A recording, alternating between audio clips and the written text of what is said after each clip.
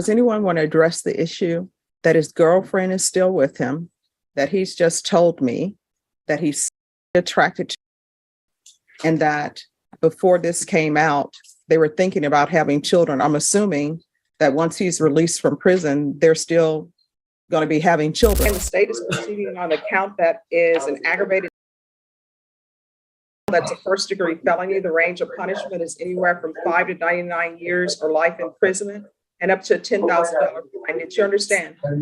Yes, Your Honor. All right, after reviewing state's exhibits 1 and attachments, the court will find there is sufficient evidence to find you guilty. However, the court will defer finding of guilt as you apply for deferred adjudication. Are you proceeding with sentencing? Yes, Your Honor. Anything you wish to? Sorry. Yes. We will have victim impact. All right, anything you wish to say on behalf of your client? Your Honor, my client has not had any violations while on bond. These cases are extremely old. We're asking that the court accept the plea agreement. Additionally, he has a terminal illness of cystic fibrosis, and he's been trying to cope with it. He hasn't gone anywhere. We are asking that the GPS monitor be removed today and that the court accept this offer of deferred adjudication. All right, Mr. Scarborough, is there anything you want to say? No, Your Honor. When's the last time you had contact with the complainant? In 2016, I believe, Your Honor. Showed up with CPS.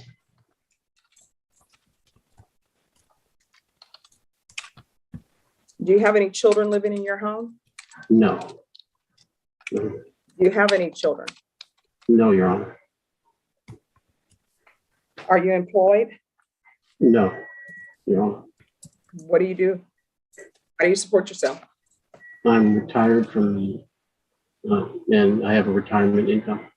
Retired from where? Sheriff's Office.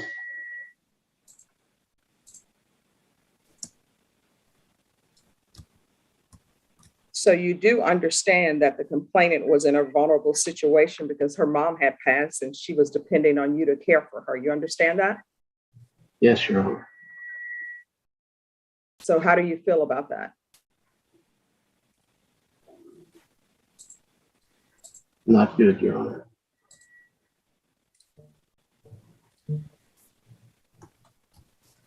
All right. Is there a reason I should follow this plea bargain agreement?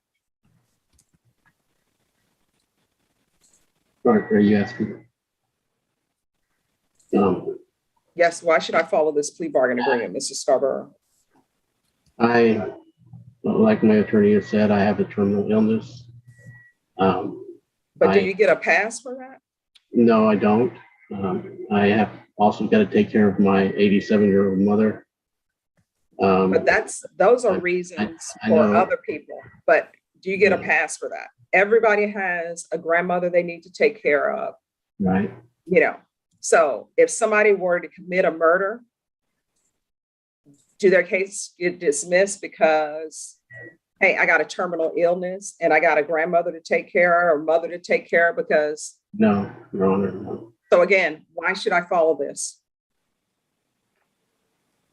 That's up to you, Your Honor, as to whether you want to. No, I'm asking you, why should I? What is it about you that makes me need or that I should follow this plea bargain agreement?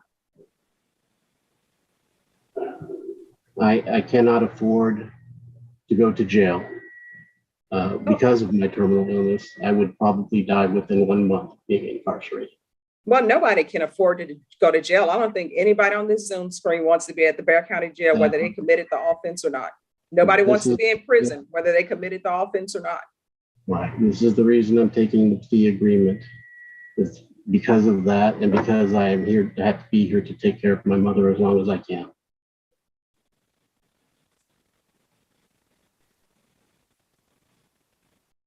So is he on GPS? He has been on GPS, Your Honor, the entire time that he's been out on bond. He's had no violations. He's been very careful. If you look at his GPS, he doesn't go anywhere because of his illness. Any exposure to any type of disease could kill him at this point, and his situation has been deteriorating. he has been caring for his 87-year-old mother, and he's been very remorseful with me that all this case has arisen.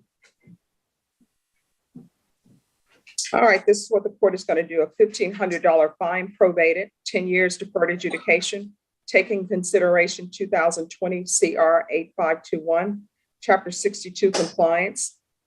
He's to be supervised by the offender unit. No contact with Lauren White, Jenna Smith, Jamie, Kayla Sinclair.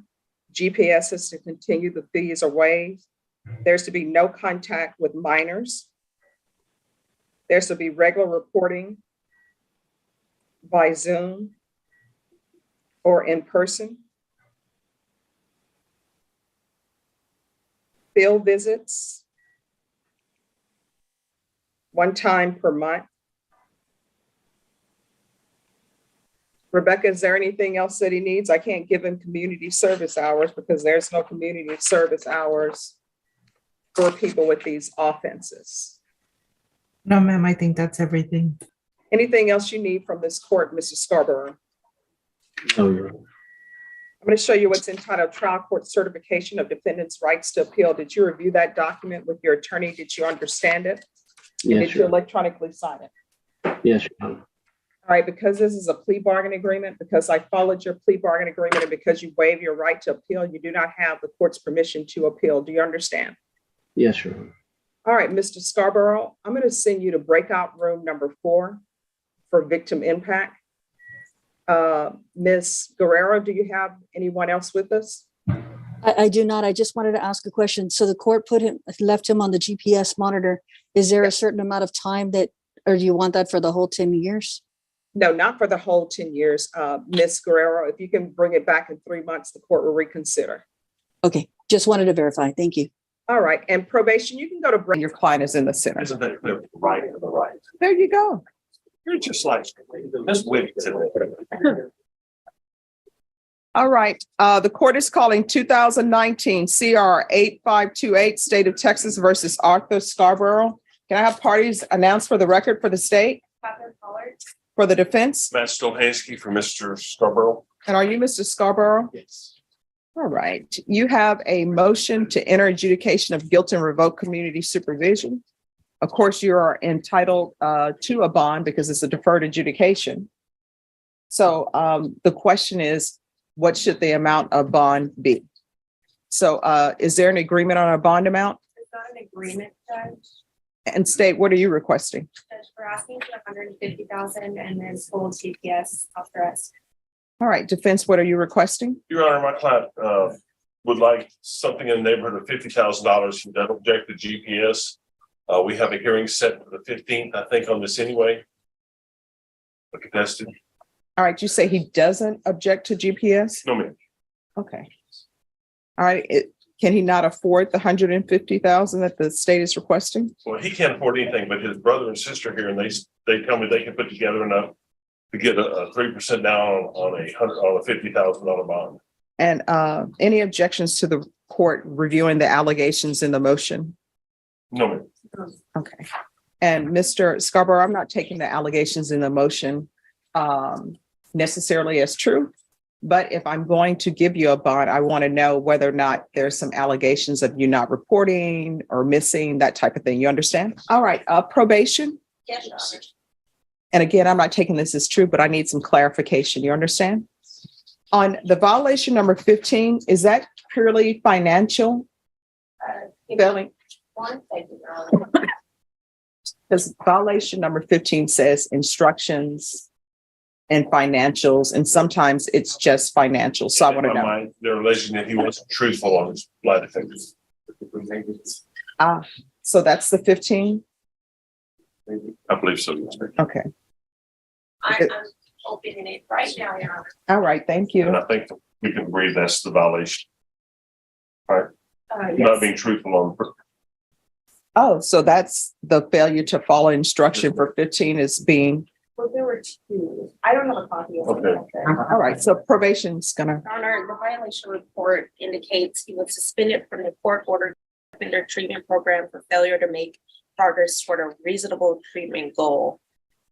He continues to deny responsibility, continues to blame the victim, and even states he was the victim in the offense. Okay. I don't have any indication that it's only for the Finance. monetary. Okay, all right. And counsel, you're in your motion, you say you're requesting that his bond be at 5,000. So I'm assuming that's a typo. Okay. We'll take 5,000. All right. Is there anything else from either side? No, All right. And the court will note for the record that the court has reviewed the defendant's criminal history as well. And the court is noting on the record that this is a deferred adjudication, and the defendant is entitled to a bond on deferred adjudication. And so I will set the bond at $70,000 and full GPS. thank you, Your Honor. And Ms. Ferguson, on this case, when is the contested hearing scheduled? 15th. He has a MTR set on the 15th. All right, so we'll be back on the 15th for your contested hearing. Yes, Your Honor. All right, is there anything else from either side? Your Honor, Yes. I did want to notate in the system, it states that he is up to date on all of his fees. All right, thank you. And are you Mr. Scarborough? Showing you what's entitled motion to enter adjudication of guilt and revoke community supervision. Did you review that document with your attorney? Did you understand it? Are you the same Arthur Scarborough who was placed on deferred adjudication in 2019 CR 8528 for the offense of aggravated on March 28, 2022 for a period of 10 years? Is that you? Yes. State? Violated conviction number 13B on or about the 24th day of August 2022 in Bexar County, Texas. The defendant, Arthur Etoku Scarborough, defendant there failed to comply with the instructions of the Bexar County Community Supervision and Corrections Department Offender Program, and that the defendant failed to comply with the instructions of Lone Star Offender Treatment Program, his court orders offender treatment program, and that the defendant was suspended from offender treatment for failing to admit responsibility for his offense in violation of condition number 13. How do you think to that? True or not true? True. And the state would waive and abate the remaining allegation. Did you understand by pleading true to violation of condition 13B, court could find it true, grant the motion, find you guilty, and sentence you to life in prison and up to $10,000 fine? Yes, Your Honor. Knowing that, do you still wish to plead true to 13B? Yes, Your Honor. Court will find 13B true.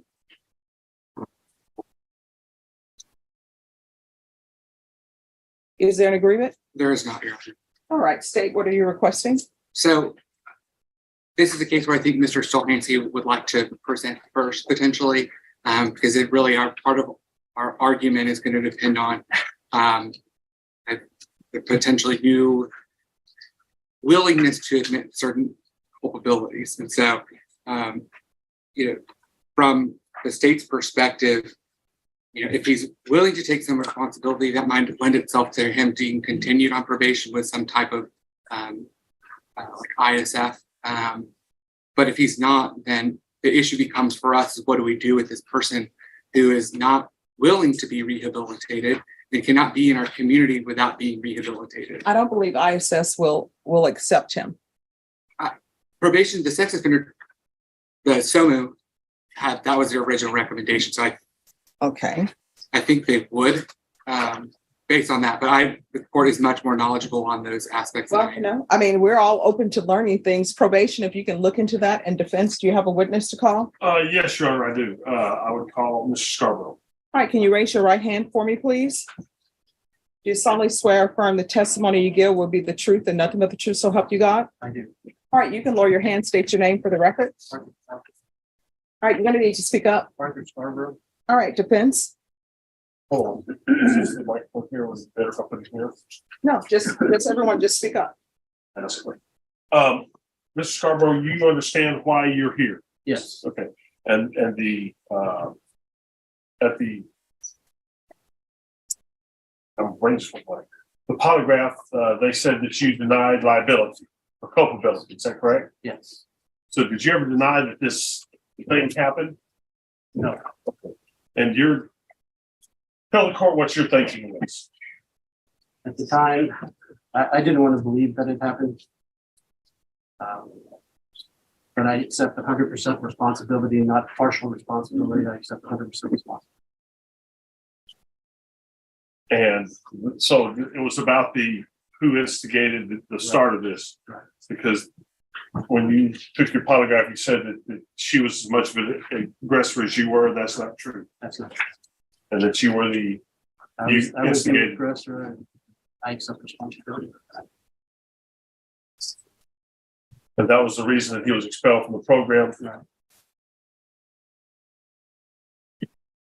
State, do you have any questions? Maybe true.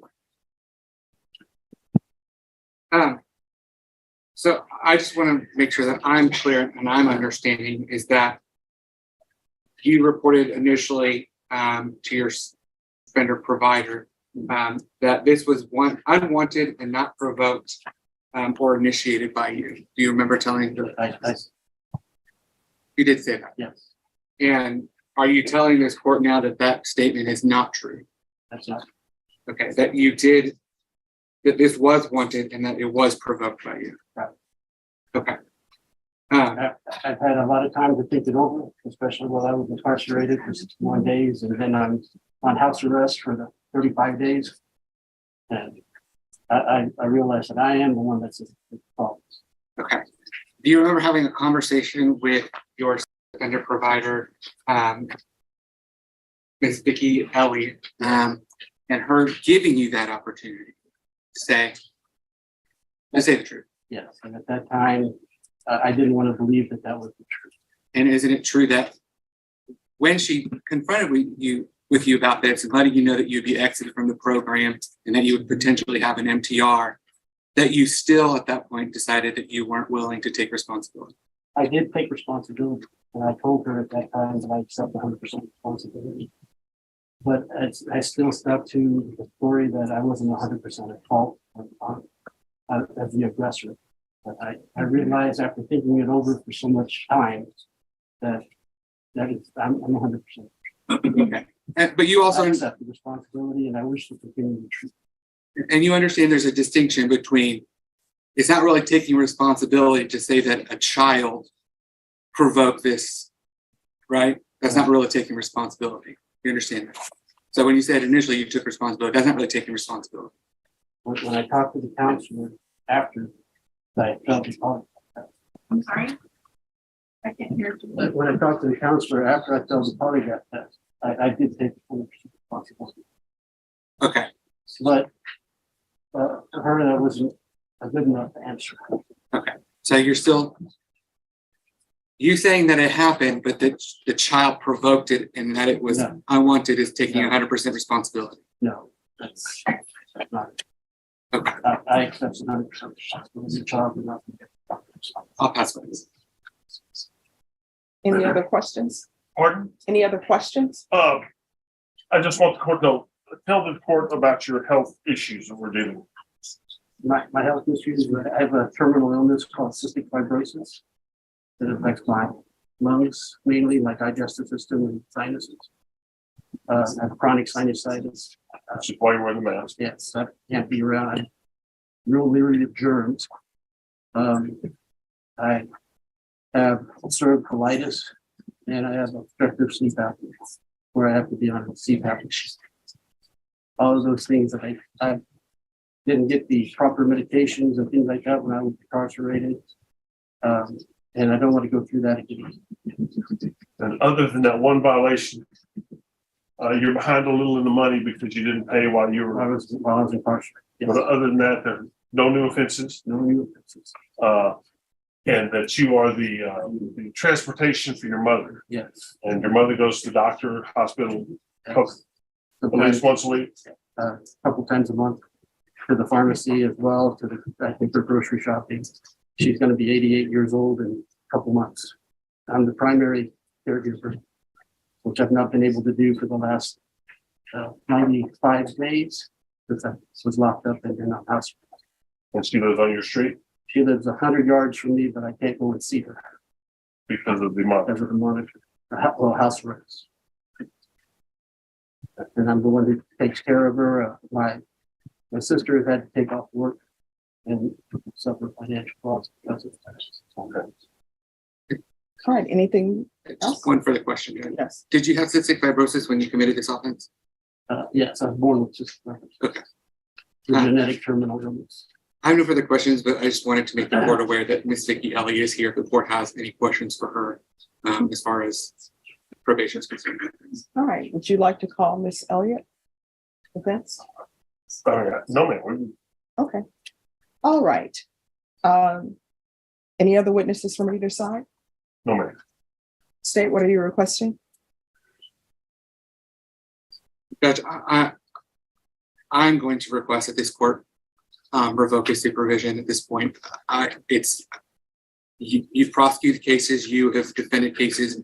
I think this is a clear case where he's saying, well, I took 100% responsibility afterwards, but that's just not the case. That's why we're here. That's why he pled true, is that he didn't take responsibility. And that there is the inability at this point for the state to do anything other to ensure that our community is safe from him potentially reoffending. And that would be the place in a corrections department so that he can't have access to children. This is a case that, obviously the state recommended initially, but that was, the court's aware that we do that in certain circumstances due to victim cooperativeness and really times taking into consideration the further well-being of victims. I think he was given an opportunity. He continues to not take this seriously or make good efforts in progressing his treatment. And so we're going to ask the court to revoke his community supervision and sentencing.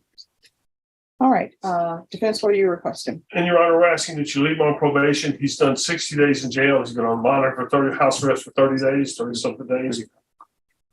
That he completely admitted today in open court that he was the aggressor, wasn't the child's fault in any way.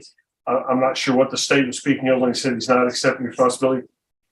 He's telling you that he did it, and he admits he did it, and it was his fault. And, he had time to think about it in jail, and that this is 100% responsible for this, and it was his fault. I would ask you to leave him on probation. He's committed no other offenses. He's been a pretty good, other than this one thing, pretty good probationer. All right, is there anything else from either side? Nothing further to say. All right, the court is going to grant the motion, find you guilty, sentence you to 10 years in prison, give you credit for any time served, Chapter 62 registration, no contact with the complainants, showing you what's entitled trial court certification of defendants' rights to appeal. You do have a limited right to appeal, and that is as it relates to the allegation in the motion, not the fact that you were on probation. Because this is a felony conviction, you're not allowed to own or possess any weapons or ammunition. If you have a question over what a weapon or ammunition is, you'll need to speak to an attorney. Good luck to you. Counsel, do you waive the reading of the indictment? We did. State, are you proceeding on the indictment as presented? Yes, Your Honor. Ms. Diaz, did you review the document entitled Court Admonishments and Defendants Waivers and Affidavit of Admonitions with your attorney? Did you understand it? Did you sign it in all the appropriate places? Yes, Your Honor. Did you understand you're charged with the offense of murder? The range of punishment is 5 years to 99 years or life in prison with up to a $10,000 fine. Did you understand? Yes, Your Honor. If you have a plea bargain agreement with the state, the court does not have to follow your agreement. If for any reason the court does not follow your agreement and gives you more than you bargained for, the fact that you entered an agreement will not be used against you and you will be allowed to withdraw your plea. Did you understand that if you do not return to court for sentencing, that your range of punishment will not be the cap of 25, but it will be up to life in prison and up to a $10,000 fine? Do you understand? Yes. Did you understand that to be the plea? Yes. Defense, is that the plea? Yes, Judge. State, is that the plea? Yes, Your Honor.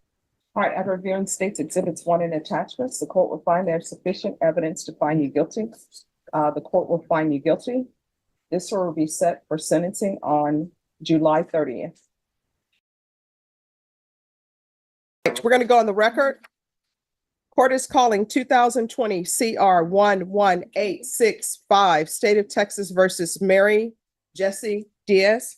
Can I have parties announced for the record for the state? Alan Jackson to the state. Defense? Charles Buck and Jim Tochi for Ms. Diaz. And are you Ms. Diaz? Yes, Your Honor. You entered a plea of no contest on July 16th to the offense of murder. According to the plea bargain agreement, punishment is be assessed at a cap of 25 years in the prison. There are no applications, and of course, for murder, you're not eligible for probation. Have both parties had a chance to review the PSI report? Yes, Your Honor. Yes, Judge. Any objections to the PSI report? Not from the state, Your Honor. No objections, Judge. All right. Any witnesses from the state or the defense? Not from the state, Your Honor. We just have argument. No witnesses, Judge. All right. Then the court will hear argument. State, I'm Yes. assuming you're requesting that I hit the cap? Yes, Your Honor. We feel that the 25 is already taking kind of evidence and other things into consideration. But especially after, if you read the PSI, and you've had a chance to review the report, to review the autopsy, there's just several things I want to highlight. Not only did Miss Diaz shoot Christopher Jones in the back, she left him to rot, Your Honor. She left him alone in that house for the better part of a month. And there's evidence that she returned at least once, but likely more. She took his phone, his wallet, his watch, his dog, and his car. She used his car, she drove it around, she spent his money, she racked up his calls, she tried to collect rent from one of his friends, she tried to sell his equipment, and in that event, she got the murder weapon stolen. She not only tried to convince his family and friends that he was still alive through her texting them on his cell phone, she also tried to convince the police he was still alive. She impacted his entire family, his mother, his sister, and his aunt, and the children that he had only recently connected with. And so 25 to us is the only thing that even came close to getting any sort of justice, Your Honor. All right. Defense. Head Judge. Excuse me, on behalf of Ms. Diaz, we believe the PSI does discuss quite a few things that I would ask the court to consider.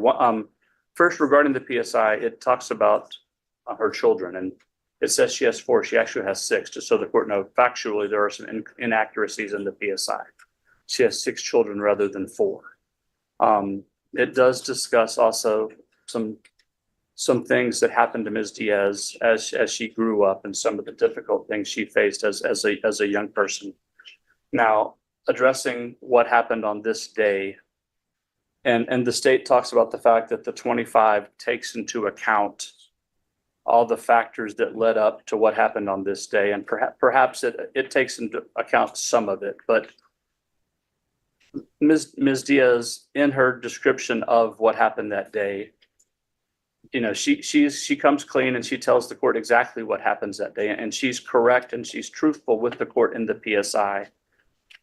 And one of the things I think the court, you know, the state wants you to believe that she just left in there and did nothing regarding the police, but in fact, she tells the court through the PSI that she thought the police had been notified through these people, because she goes immediately and tells somebody what happened. And she tells through the PSI, she says, I thought the police had been notified. And if you read the stipulations, you'll see that in fact, the police were notified. The police were called and told, and they did nothing about it.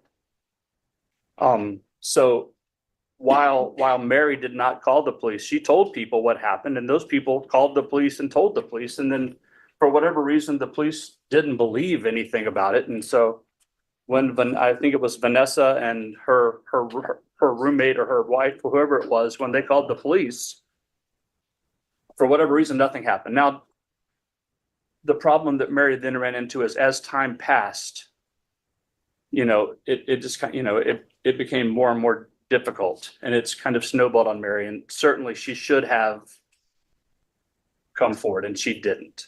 And she realizes, as she stands here today before the court, she realizes she certainly should have come clean.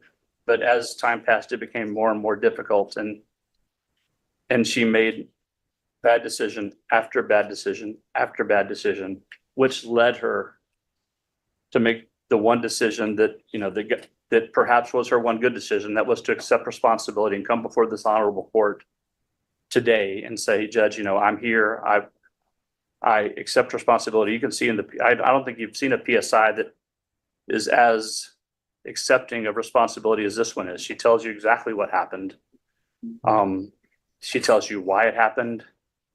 She tells you what was going on between the two of them and everything. And the good thing, if there is any good thing from Mary's version, is it's completely supported by the stipulated evidence.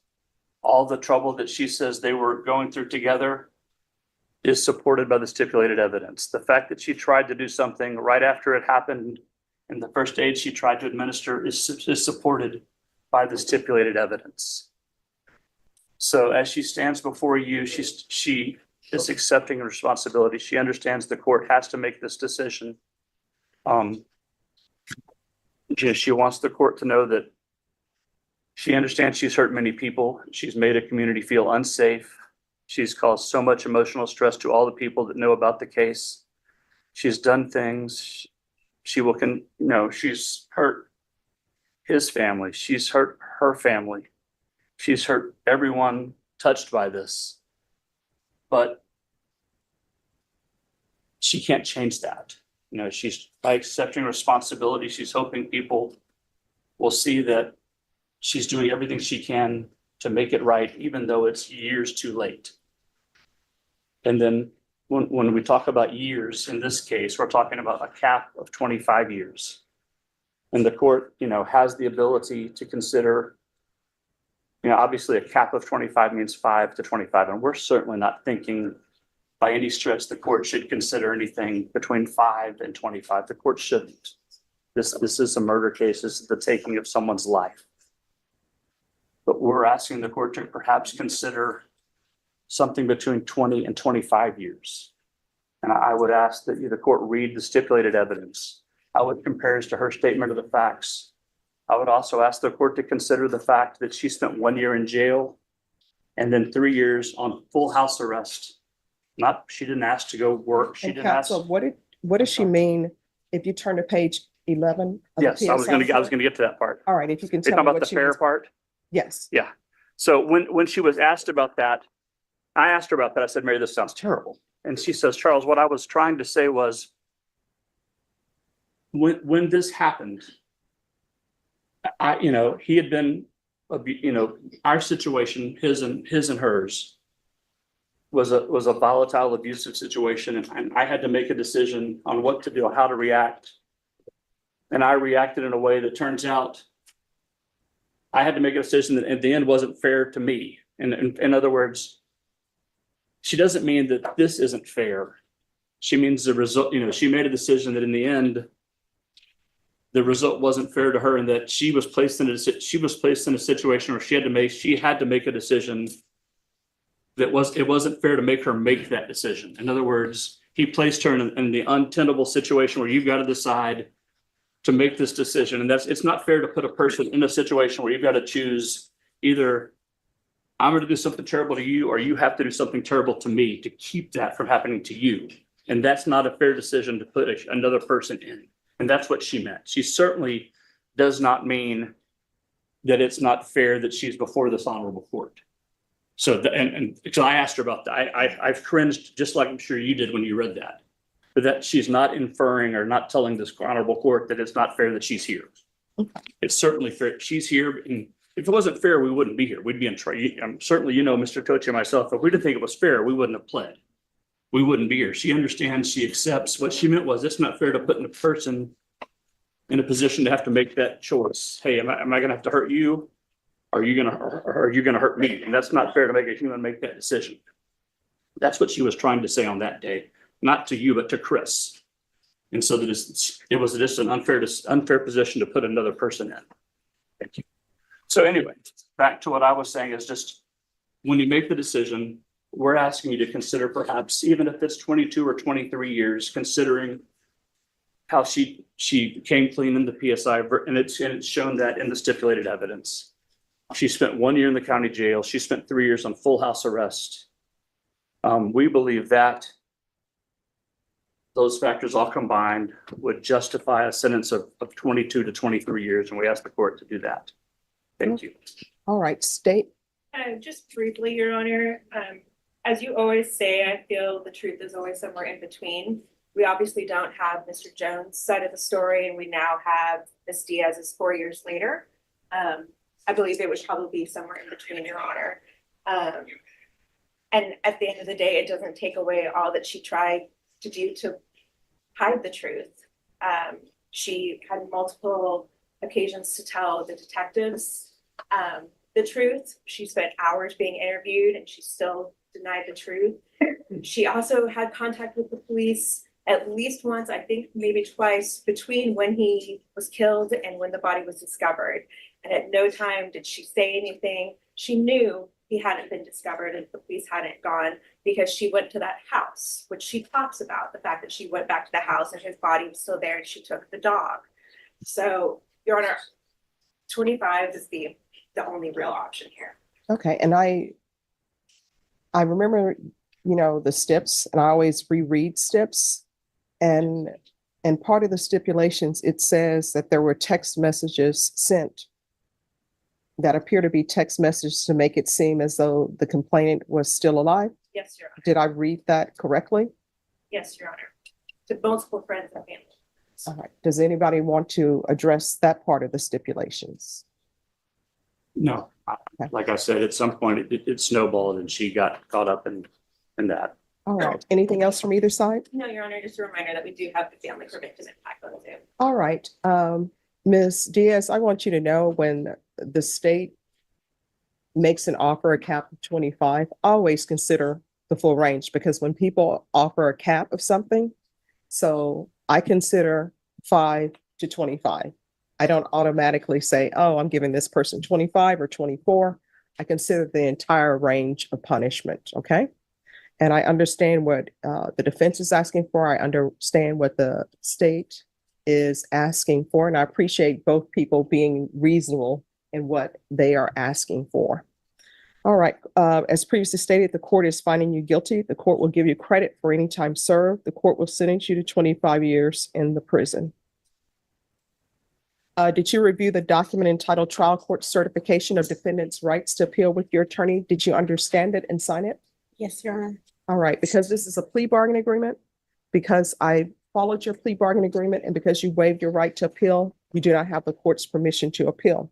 Because this is a felony conviction, you're not allowed to own or possess any weapons or ammunition. If you have a question over what a weapon or ammunition is, you'll need to speak to an attorney.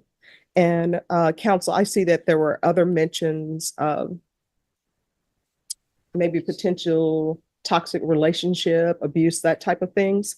I'll request for you the mental health unit or the therapeutic unit, but you'll have to request it as well, because I don't have any jurisdiction to force them to put you in specific programs, but that may be of help to you. Okay. And your defense counsel will explain more to you about how you could potentially maybe get in those programs. Is there? Would the court consider granting her credit for the time she was on the monitor? No. All right. And so we are off the record. My understanding, you have victim impact. Yes, Your Honor. Do you know I have a Husi SL112C No. and a Teresa? But you'll have to request it as well, because I don't have any jurisdiction. All right. Are you Miss Felix? Yes, I am. All right. And are you is she's the person who's going to give impact? Yes, Your Honor. All right. Miss Diaz, victim impact is where family members may talk to you and tell you about how this has impacted their life. Always require that everybody treats everybody with respect, okay? Yeah. All right, Miss Felix, you may begin. Good morning. First of all, Honorable Judge Boyd, we, the surviving family of Christopher Lee Jones, would like to express our gratitude for the opportunity to give a small measure about how our family has been impacted. I was told we'd only have a few brief moments, and I've narrowed it down to 7-8 minutes, if is at all possible. Yes. I would like to start with the statement from his mother, Leela Peterson. I'm sorry, I'm pretty nervous, obviously. Chris was my firstborn and only son. My hope was that his life would be blessed and anointed by God. That's why I named him Christopher, which is Greek, and Greek means bearer, carrier of Christ, anointed, and that he would always be protected by God. When he was growing up, my family and I tried to provide love and support to him in all he tried to do. Music was always his love and gift. As he ventured on his own, I pray that his name will be a self-fulfilling prophecy for his life. His music was beginning to show how special he was. He was completing his first CD, his tribute to God. Throughout the years he was away from home, we would always keep in touch, and he would tell me about his trials and blessings that led him to writing the songs on his CD. He thought he would finally be able to bless others with his songs. Then evil crept into his life in the disguise of a trusted friend and heartlessly ended his life. All the good memories have, all the good memories have been replaced by sorrow, despair, and disbelief that this could happen. I will never again receive a call from him to let me know he's okay and share with me what has been going on in his life. The cruelest cut of all is the reality that he is gone forever from those of us who loved him, and evil still remains. Next, I would like to share with Mary. Mary, I know you know what Chris is going through with his children, how much he missed them. It had been, about 15 years, I believe, since last time he had seen them. I want to share with you what his daughter, his second daughter, Samira, shared. The day I got the call that my dad had died, my whole world shattered. I felt as if time did not exist. Everything was happening all at once, and I felt as if my life was crashing down on itself, leaving nothing but my broken heart. I remember what happened after we got the phone call. I ran to the washroom and began crying. I kept washing my face because I couldn't believe that my dad had died. It felt like a nightmare, but it was one I could not wake up from and would have to live through for the rest of my life. I stayed in my bed for weeks, heartbroken and motionless. All I could do was replay memories of my dad in my head and look at pictures in our texts because that was all I had left of him. All I could think about is how it could possibly be true. My dad is dead. I kept telling myself and praying to God that he was somewhere on vacation and just forgotten his phone, or he'd just been super tired and was resting. And that was the reason why he wasn't answering his phone.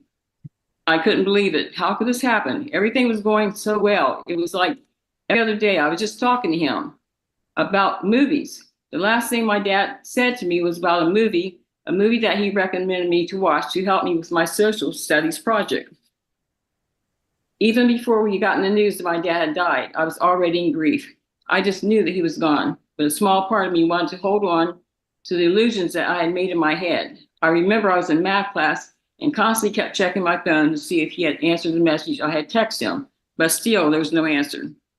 That was when I had my first anxiety panic attack. I got up and left class and went to the library where I began to cry. A friend of mine came in to me and asked me why I was crying, and I told her something is wrong with my dad. I couldn't muster up the courage to say I know that he's gone. She told me he's okay and that he's probably sleeping, but I knew my dad. He texted me right back no matter what. It could be early in the morning and he still replied to my text immediately as if he wasn't sleeping and was waiting for me to text him back. It was almost as if I was waiting for a ticking time bomb to go off and there was nothing I could do about it. Our family started to post on his Facebook page to ask where he was and for him to give us a call, but there was no answer. We had then asked my aunt to call the police to do a wellness check, and then we had to wait. I remember coming home after school, and my sister and I knew something was wrong. There was an eerie feeling. Once we got into the house, my maternal grandmother was on the phone with my mom. And though she wasn't on speaker, we could hear her crying through the phone. I've never seen my mom cry like that before, and it pierced through my heart. My grandma put my mom on speaker, and that's when we got the news. It felt as if my heart had cracked and my stomach had dropped. All I could do was go and run into the washroom to cry. The days after my dad had passed away were extremely painful. I would go through our texts and look through his photos on my phone, crying and wishing we had time, wishing that I could just say goodbye and tell him everything I wanted him to know. Like how much I miss him every day, how much I want to hug him, how much I want to see him again, how much I love him, how I am proud of him after all his adversities, that he's gone through, and how he inspires me to do better and not give up. I wish every day that I could have the chance, a moment, even 5 minutes with my dad, but that will never happen. When I went back to school after weeks upon weeks and still was grieving, my friends were giving their condolences. But it felt as if all their words went into my ears like an empty black hole and disappeared. I was in disbelief, and all I could think about is how is this even possible? How can I be in a world where my dad isn't here? It didn't make any sense to me. I couldn't believe that the only thing that I had left for my dad were pictures and memories. He was just here. He was just here. So how could he be gone forever? I have a hard time accepting my dad died. I know that eventually everyone passed away, but I thought that my dad would at least have more time before he passed away. I would be there by his side, being there for him and helping him through his final steps. I thought that he would at least be given one more moment before there would be no more moments at all. In fact, I still cannot believe it. I catch myself reading through our text and calling him, crying, hoping he'll pick up, knowing that will never happen. Every time I try to talk about my dad, all I can do is cry. I have problems sleeping because of panic attacks and anxiety. I fear losing my mom and my family. I can't handle it. When my dad died, all I could think about is why? He didn't deserve this. He didn't deserve what happened to him. Nobody does. And nobody's family deserves to go through the pain my family has gone through. This last year, I came to the realization that I'll never see my dad again, speak to him, hug him, and tell him how much I love him, or even spend time with him, because that was all taken away. When my dad died, I cried so much to the point that I couldn't physically cry anymore, and crying became painful. My eyes were burned from the tears, and my throat was so sore until I couldn't speak, and even to drink water was painful. I couldn't. I was in too much pain. I was heartbroken. My dad's death didn't just change my life. It shattered and destroyed it. I became so distressed that my pituitary gland became extremely swollen, and I had to get MRIs. I began to have headaches constantly, and all I could take was medication after medication. I would be sick all the time and could not sleep because of how bad my anxiety and panic attacks had gotten. And I was only 16 at that time. All this is caused by the stress I endured from my father's death. It didn't just shatter my heart and break me on the outside, it broke me on the inside as well. Before my dad passed away, I was getting straight A's in school, but when he died, I couldn't do it anymore. I felt as studying was a waste of my time.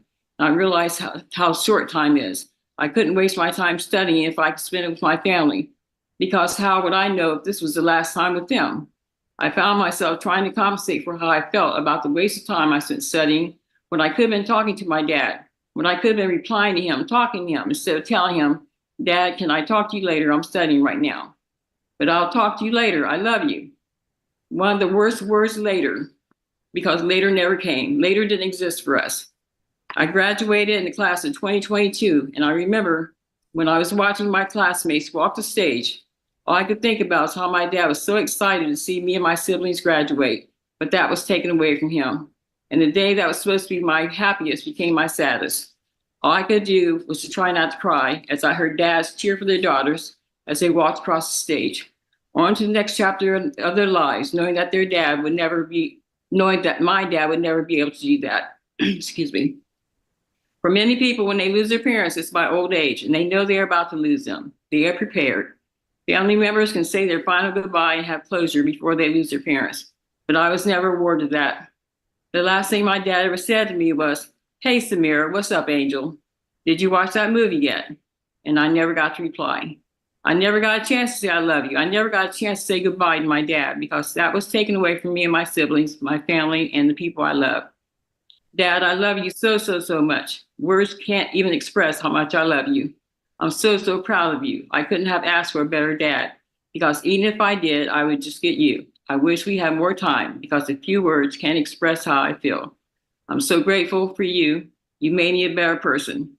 You made me realize so many things I didn't know about myself. You inspire me. You are me and I am you. You are my life, my moon, my sun and my star. Not just my world, but my entire galaxy and universe. You are my existence. Samira Jones. Oh.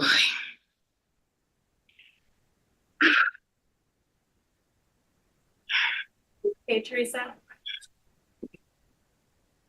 This is hard. You know, we lost a big piece of our family. Everyone has things in their life that they wish they could change, and things that sometimes happen that they wish didn't happen. But to cover up and do the things that you did, Mary, I mean, you text me from Chris's phone telling me how Chris decided he was going to leave our whole family behind. He was moving to Texas and all this, and just rambling on and on about as if, and then I tried to call his phone. I'm saying, Chris, why is Mary text me from your phone? Of course, I didn't know what happened. That was so cruel, and just leave him there. Do you realize that when we got his body back here, that was during the pandemic? If he had been discovered a day or two later, we wouldn't have been able to even get him back here because everything shut down almost the day or two after we finally got his body back here. First in your soul that you understand what you have caused, whether intentional or not, I don't know. This is cruel. That's all I can say. Thank you, Judge Boyd, for letting me take the time to express our feelings. All right, thank you. I'm sorry for your loss. Thank you so I'm sorry. much. No, I'm not. Oh, that's right. Yeah, Sorry. thank you. I'm sorry for your loss. Thank you.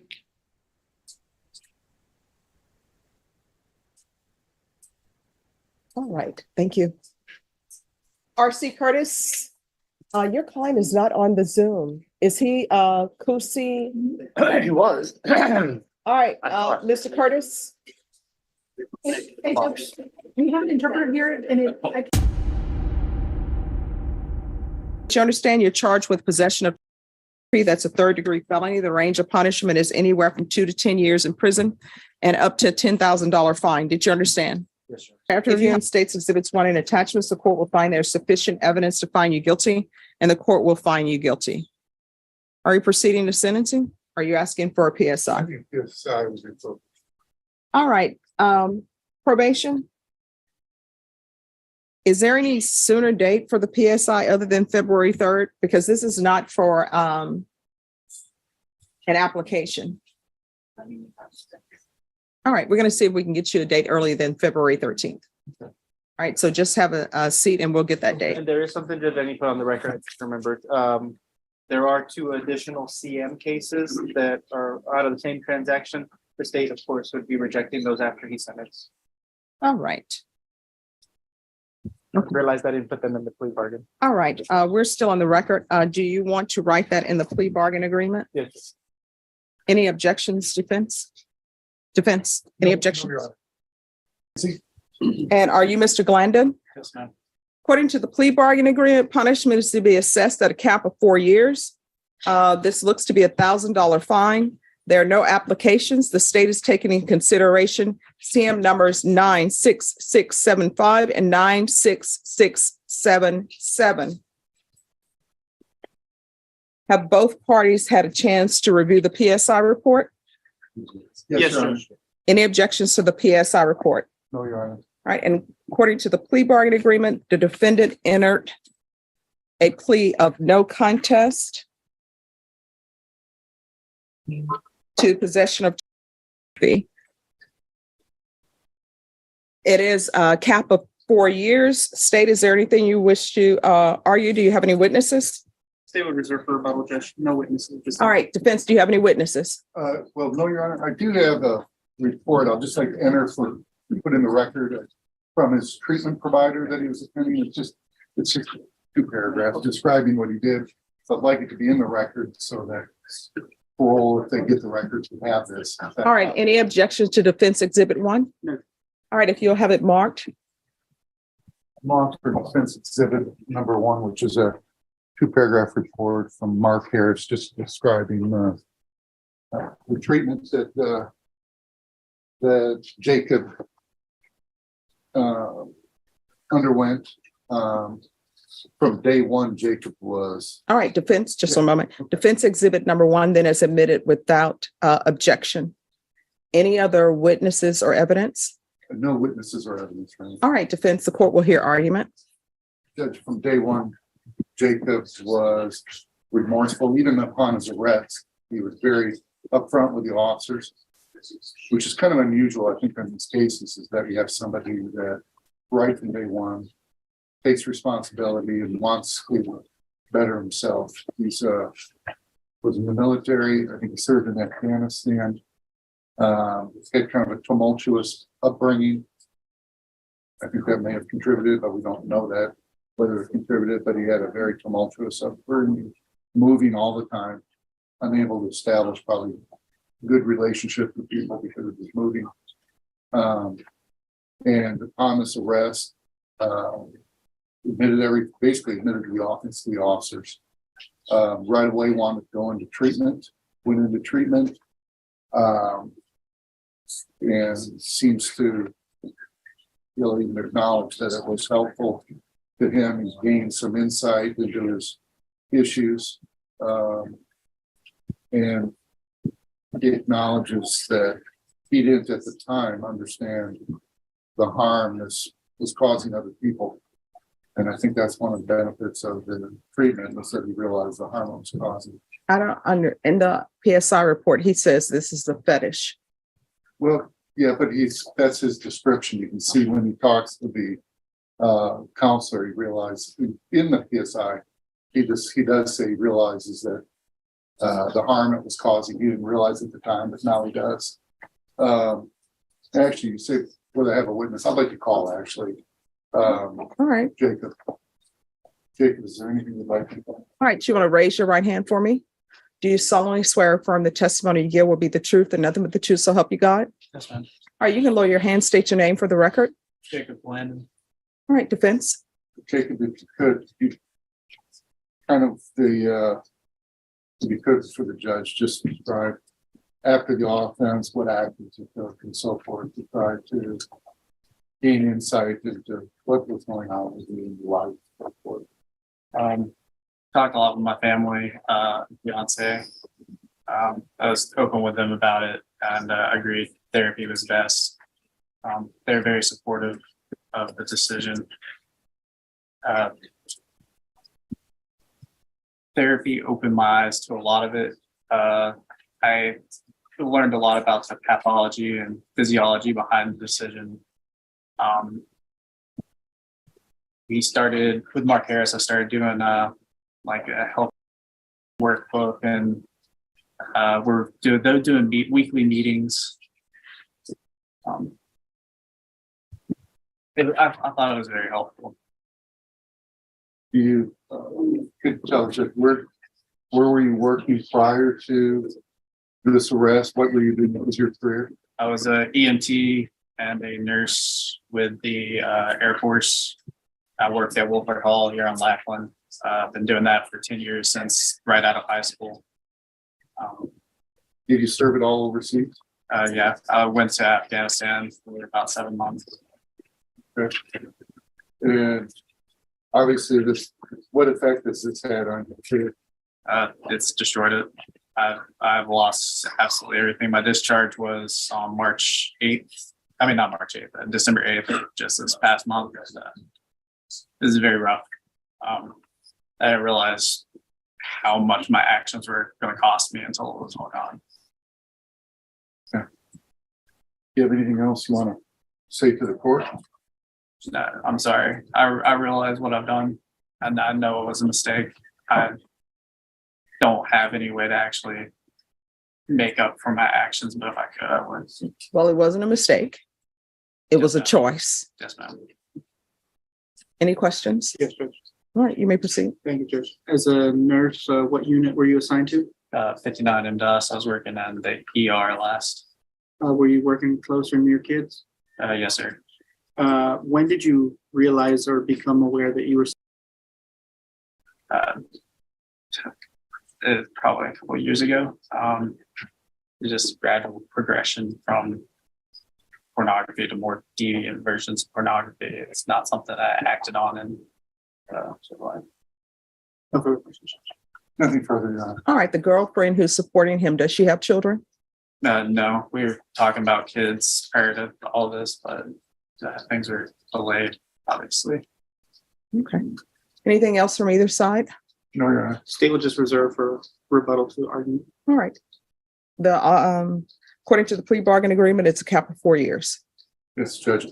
I would ask the court to at least consider going down from the 4 years. I think it was a little unusual in my experience having a client that from initial meeting to the whole case was very remorseful and very never in a denial situation of what was evolving and so forth, which I think is pretty unusual in these type cases. to wanna get on top of it and look into it and understand himself. I would just ask the court to consider a 3-year sentence. All right. Does anyone want to address the issue that his girlfriend is still with him, that he's just told me that he's attracted to, and that before this came out, they were thinking about having children? I'm assuming that once he's released from prison, they're still going to be having children. Does anyone want to address that issue? Can you address it? I don't know what to say to that, man. That's, like I said, there's nothing I would ever act on. It's nothing I ever planned to act on. It was. Well, I mean, you testified that it was a progression for you. Yes, ma'am. So what's the next progression? Hopefully nothing, ma'am. I'm trying to seek treatment and better myself and correct my behavior. And Because I think that we may be jumping way ahead of the fact that I think it's at least probably from a uninterested party looking at this, that is the fact of whether his girlfriend will even be around when he gets out of prison, I think is speculative. And he is trying to was going to counseling, will probably continue counseling after he gets out. Well, I do have to consider future safety. Yeah. There are plenty of women out there with children who want to hang their star to whomever they hang their star to. All right. Statutorily, he'd also be a lifetime offender registrar. Yeah. I mean, I understand that, but all right. Is there anything else? Yes, Judge, just to point out, to kind of piggyback off what Mr. Grancy said, as soon as the case was brought over to me, they immediately came to me and were looking for a resolution and take responsibility. That's the reason for the cap of 4 years, Judge, wasn't dragged out. The only reason why the case took a while to get in front of you is for my schedule and Mr. Grancy's schedule conflicting over the course of time. But as the court heard from testimony, he participated in this marketplace, going and obtaining explicit abuse material. He's also made an admission that he has an attraction towards that. State feels that a 4-year sentence is appropriate in addition to the lifetime registration. All right. This is what the court is going to do. Court is going to sentence you to 4 years in the prison, give you credit for any time served, taking in consideration CM numbers 96675, 96677, and there's Chapter 62 registration. Is there anything else with regards to sentencing? Nothing further, Your Honor. All right, I'm showing you what's entitled Trial Court Certification of Defendant's Rights to Appeal. Did you review that with, he needs to have it. Did you review that with your attorney? Did you understand it and did you sign it? yes, ma'am. All right, because this is a plea bargain agreement, because I followed your plea bargain agreement, and because you waived your right to appeal, he keeps that. You do not have the court's permission to appeal. Do you understand? Yes, ma'am. Because this is a felony conviction, you're not allowed to own or possess any weapons or ammunition. If you have a question over what a weapon or ammunition is, you'll need to speak to an attorney. Do you understand? Yes, ma'am. All right, we can go off the record. Good luck to you. You need to continue with treatment, okay? Yes, ma'am. Is there something for me to sign? Yes, I'll get that for you right now, Judge. Additionally, we agreed that the destruction of the devices that contain the explicit material would be destroyed. Yeah. All right, thank you. Thank you. As this courtroom case comes to an end, one message stands out clearly. Every choice carries consequences. Throughout today's hearing, the judge focused not on excuses, but on accountability, responsibility, and the impact our actions have on others. Whether it was a defendant seeking mercy, a victim's family sharing their pain, or the court weighing justice against compassion, each moment reminded us that the truth eventually comes to light, and that accountability cannot be avoided forever. What are your thoughts on the judge's decision? Was justice served, or should the outcome have been different? Share your opinion in the comments below. If you enjoyed this courtroom breakdown, don't forget to like, subscribe, and turn on notifications for more real courtroom stories and legal insights. Thanks for watching, and we'll see you in the next video.